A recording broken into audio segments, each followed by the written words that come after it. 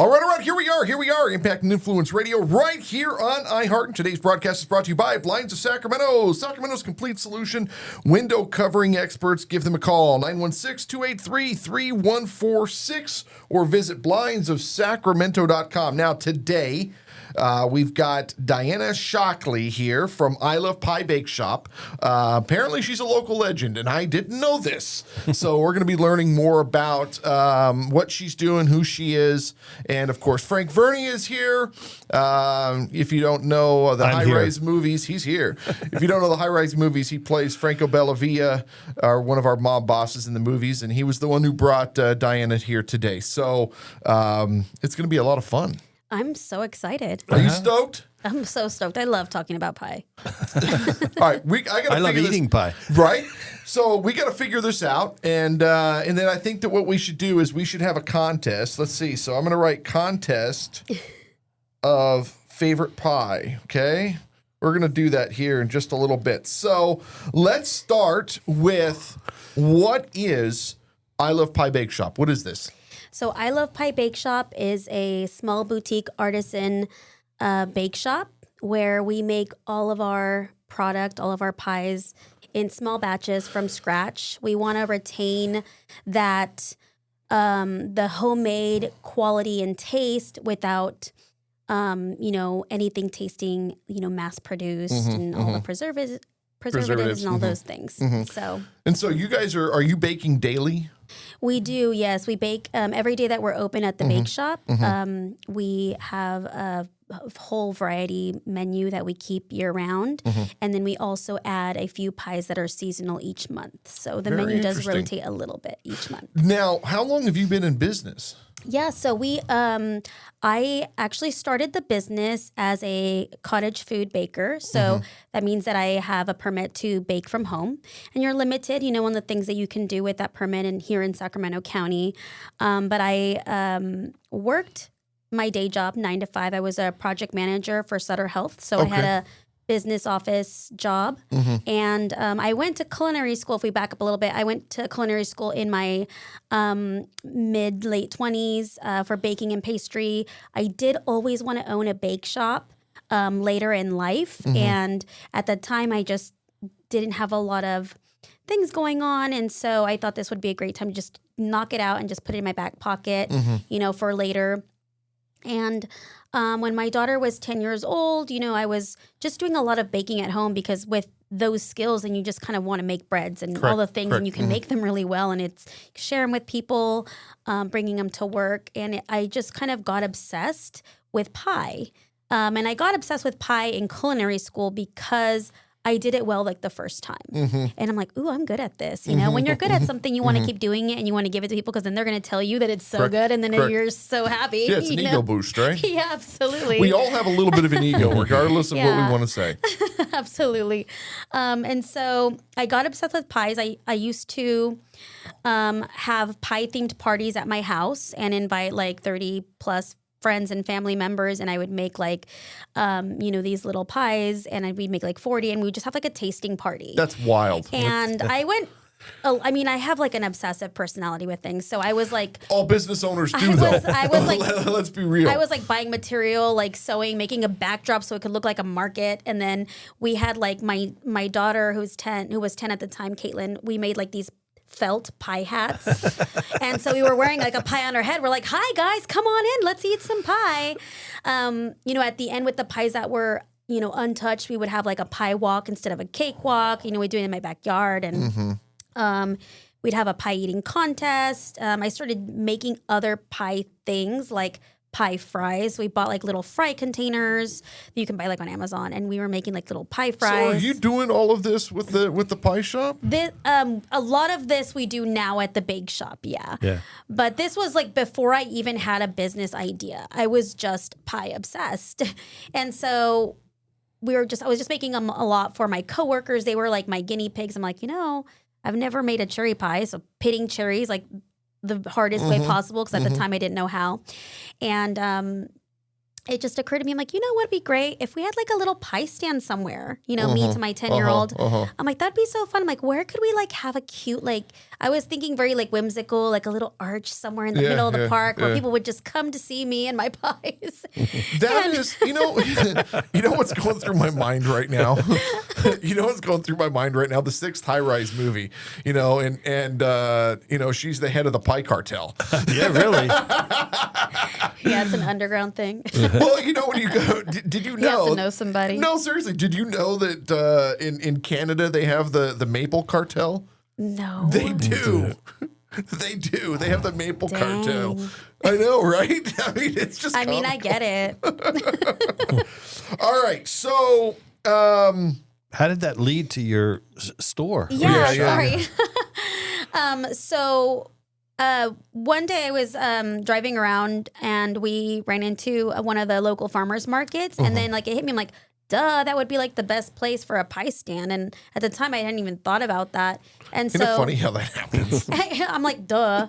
And then so we went to all the local farmers markets to find which one we thought would be a good one, and to like make pies at home and sell them. And so this is like January 2018, and Frank and I, we were doing the Good Life show back then. It's crazy. Yeah, 2018. Yeah. And so we came up with my daughter came up with the name, which was I Love Pie. And she came up with our original logo. Like we've since rebranded and all that. But we we intentionally chose the Carmichael Park Farmers Market. Okay. It felt a lot more like community driven, and just the vibe that we got there was just so friendly, and we just fell in love with that market. And so at the time I was living in Fair Oaks, so it was, you know, close by. And so I got set up. I got, you know, my business license, all the things that your permits, this, permit that, multi-event vendor permit, like all the things. And we started baking on Saturdays. Again, you know, I have my full-time job, very demanding, Monday through Friday. So Saturday I would look forward to baking, and on Sunday morning we'd go out to the farmer's market. Isn't it fun how when you do something you're passionate about, it's like not work even though you're working? I know. You know, I look back at that because you couldn't get me to go out of farmer's market right now to save my life. I was going to ask you, do you ever go up to the El Dorado Hills one? The Because it gets idea packed. of like going to set up a tent, I'm like, there's no way my back and knees could take that now. Like, but so I don't know how I did that. I just must have blacked out for those years, or that year. So we signed up. We, you know, our first day we took like somewhere between 30 and 40 pies to the market. And you know, when you're new, that's the best thing. All your friends and family come to support you, and all the other vendors are like. That's the thing that sucks about small business is that when you start a business, all your friends and family, they all get involved, and then once they're sick of your crap, then it's like, Now what? now I got to figure out how to sell Definitely a this. false sense of security, Yeah. I would say. So we're like, wow, we sold out. Yeah. Great. Can't wait to bring more next week. But I didn't know that pies were in so high demand. And, Well, it's a you know, consumable. it's And it's a good consumable. It was we strategically decided on doing like a 6-inch pie, which is like a share size. Also something that you would absolutely finish by the time the next week came. So for your next market trip, got to get another pie. Got it. Maybe try something else. Yeah, And so that was the idea behind that, and it worked really well. And we, you know, just were, you know, tracking trends with our customers and see how it was going. But I was very, very consistent. And I think that the success of our pop-up stand was the consistency. Did you take any inspiration from Sherry with Sherry's Berries? Do you know her story? No, but I did meet like a man at one of the markets who said he was actually the brains behind it. But people come up and say stuff like that too. Oh yeah. I met a guy years and years and years and years ago, and he was telling me, I mean, this is 25, 30 years ago, and he was telling me, we're getting ready to launch this juice company. And I'm like, really? It's going to be called Jamba Juice. And I'm like, that's a stupid idea. You know, and I think about it, I think about it now, and I'm like, I wonder if that actually happened or if I had a dream. You know, like, I wonder, you know, I remember where I was. I remember, but, you know, life happens. It's funny. Yeah. But no, the Sherry's Berries. This kind of reminds me of the Sherry's Berries. I think they started out of a garage. Yeah, and they were right next to Myrtle. They were right there on Auburn Boulevard, right on the corner by the freeway, and it was just this tiny little place. And then one day she got a call from 1-800-Flowers, and it was like, and then the company went to crap. Apparently, she was amazing. I still buy them. She was amazing. Well, what I've actually heard is that the quality is not what it was when she was there. Right. Yeah. Kind of like those fruit things. Like those well, they floral bought them things. too. I know. Yeah. I mean, they bought everyone. I mean, great. But yeah, so we just kept going out consistently to the market, and we developed a following. And I developed a really good, close relationship with my customers. A lot of them who are still supporting us at the bake shop today, and some of them have now become like my close friends. But we It's ended wonderful up, too. It makes it a lot of fun. Oh yeah, absolutely. Because it was you're just going out to the market and hanging out with people, that you know. But we ended up increasing our production just in my home kitchen. I did dedicate like one whole room in my house, which was like a dining room we didn't use. And we ended up making between 70 and 80 pies every Saturday, and that was my max capacity in my home kitchen. Nuts. And we would have to dedicate like an hour to folding boxes. Yeah, you know what I mean? yeah. My teen, I was like, When she's the fastest now at the bake shop. What's for funny obvious is reasons. I used to have motorcycle businesses, and so I would go out to the flea markets. And one of my fun stories was one day I bought, I think it was 106 helmets, and I was living in this little one-bedroom apartment in South Sac, and you're trying to cram 106 helmets. We took the couch and we moved the couch out, and the whole wall was just lined with helmets. You make room. You just figure it out, you just do it, yeah. And then one day, it was so funny. It was around that time somebody had said, "You need to get involved in the Mohawks." You remember the Mohawks for the helmets? Yeah. You've got to start doing this. And I was like, "That's a stupid idea." And then, one day I'm like throwing ideas around. I'm like, let's just throw a website up. And it was like 3 days later, we were #1 on Google, and we were selling like thousands of them. It like happened overnight. And then I had like pallets of Mohawks showing up to my apartment, and I just and then you go, I need a space. I need to build a something. Yeah. It's just, so basically that's what happened with you. Yeah, and I was it felt like it happened overnight, but it happened over the course of like 6 months. And we got to the point where we were setting up. I had a reputation for selling out, and so people knew to get there early.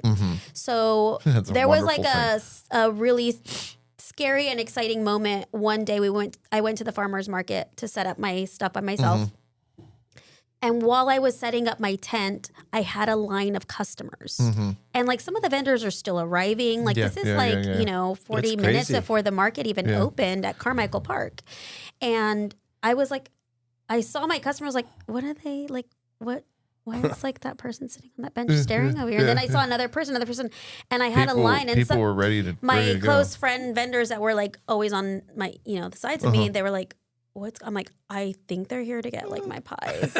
And I'm I had panic because I'm trying to set up as quickly as possible, get like my POS system going, my display stand and like my boxes set up on the table. And so I got to the point where I was selling out regularly within 2 hours of the market. Wow. The entire amount of pies. Did you ever do Denios or any of those? I never went to some of those bigger ones. Man, I just Denios stayed was here. wild. I don't know if I could have made it. I mean, that would be a good problem to have, but I just was out of my home kitchen, and at the time I wasn't. It was there were some days. We'd walk out of there with literally a bankroll like this of just cash. Yeah. And it's all 20s.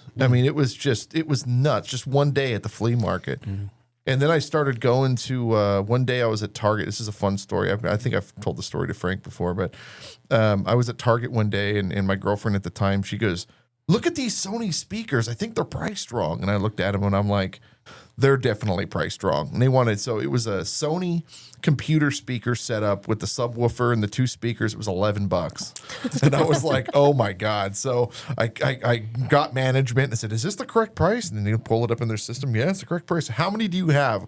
Like, "We have 20. I want all of them." And then I said, "When's your next shipment?" "Tuesday. I want all of those ones." And I started calling the other stores. And I had like, I think I had like 80, I think it was like 84 or 86 sets of these speakers. And I was just flinging them at Denio's for like $50, you know, because they were like $100 on everywhere else. You know? It's like Monopoly, like bank error in your favor. No, seriously. And there was just one time I went to the Target over on the one next to the Rayleigh's that's closing on Douglas right there. You know that Rayleigh's is going out of business. The one on Douglas. There's a Target right there in Roseville. Okay. So that Target. So I went to that Target, and I remember they had a shipment. They were literally unloading the truck, and they had like, I think it was like 25, 26 sets of those speakers. And so I'm like, I want them all. Just give me the pallet. And then so security is walking me out to the car like I'm committing a crime, you know? And then one day I go back in there to buy more, and it was like $85. They caught it. They caught on. They must have lost the money on that. I'm sure. That's smart. Funny. So no, I love this stuff. Preparation meets opportunity. Yeah, exactly. No, but Denio's, you could probably still clean up out there. Like honestly, I was just out there for one of our other clients, Billy. Yeah, and the farmers market area out there. I mean, they were cleaning up. Yeah.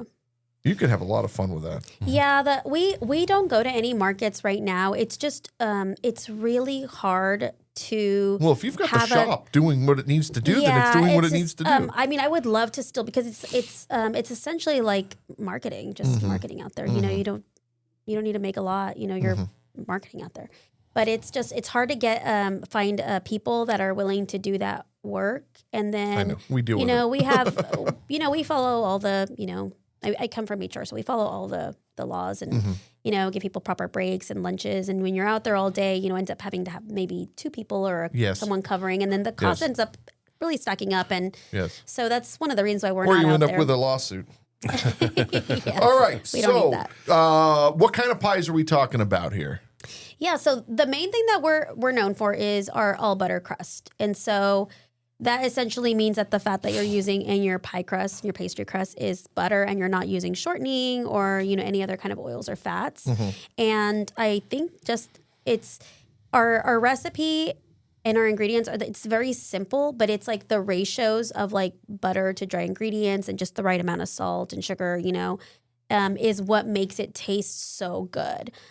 We basically like maxed out the amount of butter that you could possibly have in the pie crust without losing the stability of it. So that's like the main thing that we're So I got to ask Frank, because Frank has apparently been shopping there for quite some time. My wife has. Yeah. But you're eating the pies too, I'm assuming. Yes. So how are the pies? They're fabulous. Because he knew all about it before he knew who you were. I didn't even know who she was. My wife has gone there a few times, and she wanted me to pick up some. That's why I was telling you before. I went to the gym across the street, and she said, just go across the street to the Miller Grass or whatever it's called, and get me a pie there. And it took me like 15, 20 minutes to find the place, which is why. And then we had, I guess, cranberry. Okay. Cranberry apple. Okay. And we had the smaller one, Yeah. which is the best. And I took it home, and it was so and I didn't even know that I had been eating these pies. So I had no idea. And then when I saw the picture on the wall, I'm going, I know.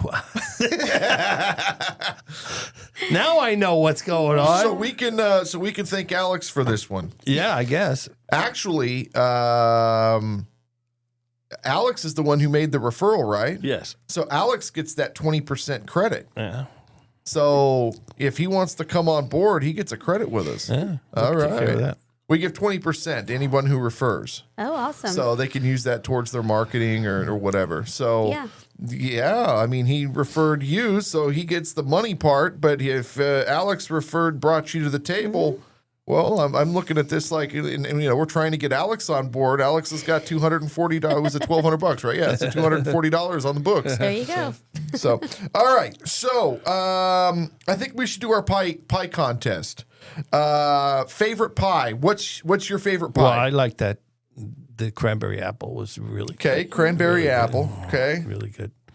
Now, you've won some awards too, right? Or something? Or you've been... We've been voted best place something? for dessert in Carmichael consistently since we opened. Really? What is your favorite pie? My favorite pie of all time. All time. Is apricot. Interesting. With the crust on top, not the streusel. Although streusel's good. I like my apricot. And for me, I think it's it's so funny. As a kid, I never liked cherry pie. I think for me, it's cherry pie. I think my wife did that one to me. She loved cherry pie, and I hated cherry pie, and all of a sudden, that's all I want now is cherry pie. There are certain fruit pies that we do not source, like the quick frozen fruit. We only source it like when it's fresh in season, because you can't get that fresh cherry pie. Quality of the fruit. So we do cherry pie late May into June when it's in season, and our team pits the cherries. We cut them in half to double check that the pits are So you just sit there and pit cherries? Oh yeah, that's the thing. That is awesome. I mean, we end up looking like a murder scene like when we're done, but that's fine. Okay, so mine is cherry. I thought for sure somebody would have said apple. Well, mine is the cranberry apple. Yeah, but that's not an apple pie. It's an apple pie. Now, do you put the scoop of ice cream on the top? Are you the scoop of ice cream or anything like that? We don't do that. Well, no, I mean, when I eat it? Oh, no. I just want to taste the pie. The pie, I have not done that with I don't need pie. an enhancement to an already perfect product. That's what they say. Well, that's what they say about a good that just steak. came to me. No, that's a good one. No, but that's what they say about a good steak. You eat a good steak, you don't need to add anything to it. It's like a good the herb steak. butter or the blue cheese crumbles. You don't need that. You don't need any of it. The steak is a good steak. Yeah. You have a steak by itself, no A1 sauce, none of that crap. None of that crap. No, you go to Chili's, you got to douse it in all kinds of stuff. But when I go to San Francisco and I get a steak, it's just a piece of meat and some couple of green beans, and boom, It's my barbecue steak is that way. He keeps talking about this barbecue. Well, he keeps talking about this barbecue, but I've known the guy 12 years, and he never once has he ever brought me barbecue. So I'm thinking that I don't know. All right. What kinds of other treats or just pies? Yeah, so we do sell like chocolate chip cookies, and then we also sell hand pies, which is like an empanada looking. And we make them like a vanilla cream, chocolate cream, sometimes in the fruit. We also are very well known for our pie pops, which is like a pie on a stick. I mean, we all are familiar with cake pops, because of Starbucks. Starbucks. Yeah. Well, we sell... Our whole life is Starbucks, by the way. I met my wife at Starbucks. I proposed at Starbucks, and I wear the Starbucks I met Alex at GMT. Starbucks. You what? I met Alex at Starbucks. Oh, really? That's funny. No, our whole life is Starbucks. My wife was a barista there, and when she cooks at home, she still wears her old Starbucks apron with her name on it. And so our whole world is Starbucks. That's awesome. Yeah, so we make pie pops. So it's basically and we do them in the shape of a heart because our whole thing is I love pie, being in a bake shop. So it's like a little heart pie on a stick, and they're pie pops, and we get orders of like people buy them by the hundreds for like events and stuff. We've sold a few hundred at Southwest last year for Pie Day, and we had a company buy like 2,500 of them in December, which almost killed us. Are you doing anything with the local? I don't want to mention their name because they don't pay us anymore. But do you work with anything with the cupcake people here in town? We have Unless you want me to mention their names. Because they had a great product. Remember the Good Life show? They used to sponsor the Good Life show, and they would put our faces on the cupcakes, and we would eat our faces. The guest would have my face, and he would have to eat my face off of the cupcake. It was just part of the thing. Yeah. We have not done any kind of collaboration with other bake shops. However, that is something that we are currently exploring without sharing too much right now. Okay. Well, I have the contacts if you want me to make that warm contact. They were good people over there. So people order a lot on the phone, and then they come pick them up? Yeah, people actually mostly place their orders on our website. I saw that. So, and you can order the small 6-inch size, which just serves 2 to 3 people, or the 8-inch full size, which serves 5 to 6. And, usually it's like 2 days lead time to make sure our team can, adequately prepare. But we do get calls if you need something next day or same day. You can call and we can just put something aside, So, interesting. Cool. All right, now, obviously we know where your passion is. It's in pies. But I mean, when you were a kid, was this kind of your thing, or was it the culinary school that really opened this up? I did love cooking and baking when I was younger. I didn't do a lot of that. You know, everyone always says like, "Oh, I used to bake with my grandma." My grandma lived in Mexico. I didn't even know I barely spent any time with my grandma. Yeah. And my mom was very like the kitchen was her domain. So you were not allowed in her domain. I'm not allowed to go in the kitchen because in we our would, home. you know, we're kids like, no, you can't do anything here and make a mess. And so Yeah, my wife the other day, she goes, "You want to load the dishwasher?" Yeah, sure, I'll load the. Get the hell out of the way! I'm not going to let doing you. it wrong. I was like, okay, I won't. Yeah, I mean, yeah. So tried. I grew up seeing her do so many things from scratch, like, and she would spend hours, and she did not care how long something took. She wanted to do it right. And her, you know, everyone knew her stuff. It was so good, like her cookies and stuff like that. Like, we grew up like out in the country, so we had like bus drivers that always like picked us up at like 6 a.m. because we were way in the middle of nowhere. And my bus driver would like ask my mom for her cookies. Like, is your mom gonna make those cookies again? Like, That's can so I buy funny. a couple dozen? And so when my mom would make a bunch of cookies and stuff, she'd go. I don't know how she knew where the bus driver lived. We're gonna go drop him off to Vera, and I'm like, how do you know where Vera lives? Okay. I'm gonna leave that one alone. We're like mortified. My brother and I are like, oh my gosh. And, you know, everyone's so happy and grateful. So I saw that. And so when I moved away and, you know, moved to Sacramento on my own. Things were different back then, though, because I remember. You could knock on someone's door. Yeah, my bus driver's name was Leslie, and we used to ride bus 8. And you still remember this stuff. Yeah. And she was a bus driver for like a billion years. And, you know, you see her in public and they knew who you were. And like today, you don't even know who lives next door. Yeah. Yeah. Yeah, my People will never know. It's really weird, your story about your grandmother or your mother. Yeah. And my grandmother was Italian, and I was born in Brooklyn. And she would make homemade lasagna, She would actually roll and I would be there watching her. And The if pasta? the pasta. Oh, my. It was unbelievable. Anyhow, so I would watch her, and when I got to about 10 years old, she actually had me help her. Yeah. So that's why I actually enjoy cooking. Yeah. I'm not nowhere near where she was, but boy, she would make stuff, and we would just.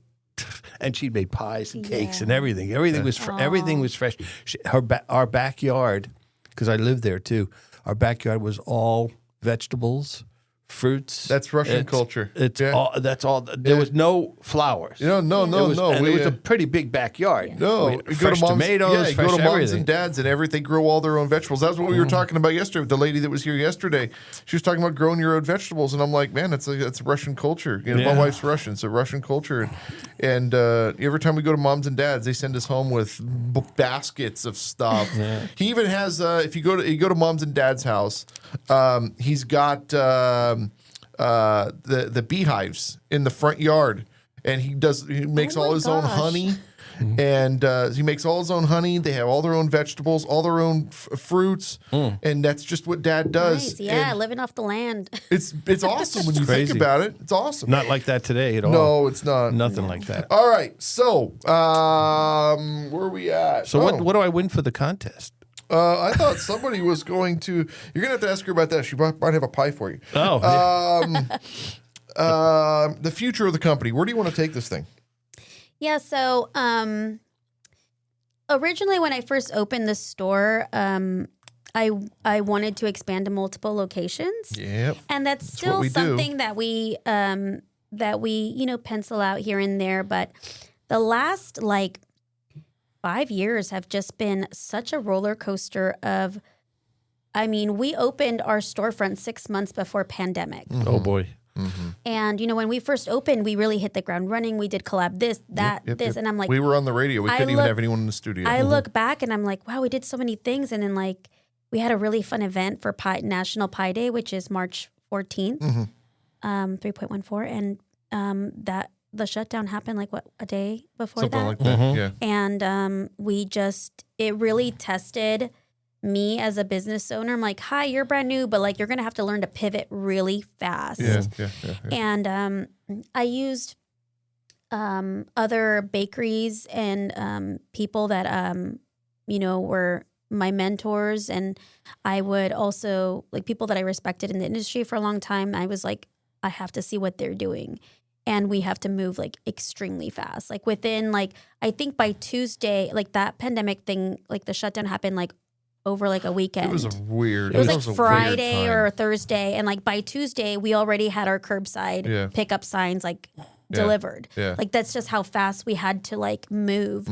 And you know, I was looking at what Ginger Elizabeth Chocolates was doing at the time, and they started delivering local, and it was crazy. And the first year of the pandemic, 2020, was one of our best years at that time. Like it, you know, the few years after that, it just kind of went up and down. Then there was like ingredient shortages and, you know, all that. And then there was the hiring crisis, like because of all of the, you know, pandemic funding, which is great for those that needed it. But I feel like maybe that was a little taken advantage of. It was really hard to get anyone to work. We couldn't work. So we ended up just traveling the country. We did our first movie. They paid us to just stay that's home. amazing. Yeah. So we just traveled the country and it was pretty much the government funded. That was a crazy time. That Bitcoin was going crazy. So we had bought a bunch of Bitcoin and then turned around and sold it. And that's what finalized the payments for the movie. That's amazing. You just do what we got to do. What made you find the location that you have? Well, when we first opened the bake shop, we actually opened in a different shopping center that was a lot more run down. That's what we all do. Yeah, I just needed Cheap a rent. space to go into, but my whole I wanted to find a space because I bootstrapped the whole thing, so we didn't take any loans or anything like that. We wanted to find a space that already had a built-out commercial kitchen. I didn't want to spend money on that. As a new person who didn't know what she was doing, thought I know what I was doing, did not know what I was doing. So we found unfortunately, there's restaurants and coffee shops closing all the time. Everywhere. All So the it was time, just a matter of like, let's see if there's one that's in a location that I want. And so we found an old like closed coffee shop, and so we moved into that space. And it was kind of a rundown shopping center that had some good years and bad years. We ended up just signing a 3-year lease, being brand new, not knowing how things were going to go. When our lease was up, you know, at that time I was very involved with the Carmichael Chamber of Commerce. So at one of the luncheons, I met Alan Davis, who's him and his wife Sue are the owners of Milagro. And he just Davis? Yeah, so he Little old black guy? No. Different guy. Different. Got it. No. Al Davis is a legend. So Al Davis, he's okay. like in his 90s, and he owned like. I don't think Alan goes by Al. So definitely a different guy. Oh, I got to introduce you to Al though. Al, oh my God, did you meet Al? I don't think so. At the BBB event, the little old man that showed up to the BBB event, he owned like half of Fruit Ridge and Florin Road, and then sold it. I don't recall. Oh my God, he owned it like in the 60s, and Yeah. you talk to him, and he's just this little old black guy that's like the nicest man you've ever met in your entire life. And he's like in his 90s, and he's got more energy than you'd ever know. And you carry a conversation with him, and you just sit and listen. Yeah, it's one of those. He likes to chat. Well, no, he's so knowledgeable. He's literally a walking encyclopedia. Well, he watched Sacramento grow. I mean, the 60s, Sacramento was not what it is today. You know. Yeah. So you moved into this new space. Yeah. So he just kind of tapped on my shoulders, like, because I think I like was in front of people. And I was like introducing the pie shop or talking about something, and then when I sat back down at my table, he comes in. He's like, "You should be in the Milagro Center." And I was like, I would love to be in the Milagro Center. I'm like, I don't think I could afford to be in the Milagro Center. Yeah. But he's like, they had an empty bakery space from a cake shop that was there, and they hadn't been there for a few years. And I'm like, my lease was coming up, and I was like, you know what? I'm going to go take a look at it. And so I made an appointment, looked at it, and the rest is history. Moved in there, and that's now our permanent spot. And we've been there now 4 years or something like that. Yeah. Close No, to that's that. wonderful. Yeah. That's just wonderful. Just wonderful. All right. So And one more question: Do you guys get there like really early in the morning though to bake? Don't you? You know, we get asked that a lot, I'm and just curious. no, I didn't want to have. I can't live the 3 a.m., 2 a.m. bacon bread life. Our bake shop opens at noon. So, if we have a lot of stuff going on, we'll come in at 7. But for the most part, we get in there I sometimes get in there at 7:30 because I'm dropping off my daughter at school. But I mean, we don't really need to get in there until 8 or 9. Okay. And our team is just so good at like prepping everything that we need, that we can literally like pull the fruit out. Like the filling is made like the night before. The shells are pressed and wrapped and like put away. So we just take them out, fill them. Yeah. You know, we have a good system, but we have preserved all the quality in the product. That's wonderful. Yeah. That's just wonderful. All right. So, Diana Shockley, I Love Pie Bake Shop, 916-969-7791. 916-969-7791. I'm going to do that one more time. That's a tongue twister. 916-969-7791. And that's at 6241 Fair Oaks Boulevard, Carmichael, in the Milagro Center. And if you're not sure where that's at, they got a really, really, really awesome car event. Was that about every month or so, right? I think so. I think it's about every month. Yeah, I've been to a few of those. All right. Anything you want to add before we get out of here? I'm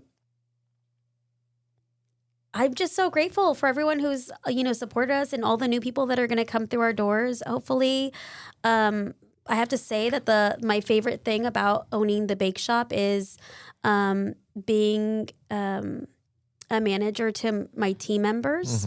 I could not have done it with the team that without the team that I've curated, and they are incredible. Like it feels like I come to work with my friends, and a lot of them, have now become my friends and been with me for years. That's what this is like. And that's like my favorite thing. I don't care so much about franchising and doing all this, and that's like it's being a mentor to my girls that work there it's everything to me. It has made everything that I've been through with the bake shop 100% worth it. I would just say this. I've had a few of her pies. They are great. You should at least take a shot, go out there, visit the store, visit the shop, get a pie, take it home, and you'll go back. And this year we started carrying our slices every day now. So we used to just have the pies in the 2 sizes. But and you can do slice now? we package them in slices so you can come in and just grab a slice. That is freaking And then awesome. they have the can try multiple things. outside area there that you can sit and Yeah, eat. the Milagro Center is gorgeous. They have like a huge, beautiful patio with like fireplace and the waterfalls. And, there's a coffee shop in there and other restaurants. And you can grab a pie slice and go grab some enchiladas and That's sit in the patio. That's incredible. Especially when the weather gets nice. Yeah. What's your website address? I don't have that on here. Yeah, it's ilovepiebakeshop.com. Perfect. All righty. Wonderful. Thank you guys so much for listening. Diana, thank you so much for being Thank here. you for having me. Thank You're welcome you. to come back anytime. And then, of course, With pie. Absolutely. And then, of course, thank you next so time much it's going to for be with pie. Absolutely. thank you so much for being a part of Impact and Influence magazine Yes. as well. It's this is going to be a very, very, very fun relationship. This is going to be great. 916-969-7791. Thank you guys so much for listening. We'll see you next time. Bye-bye. Bye now.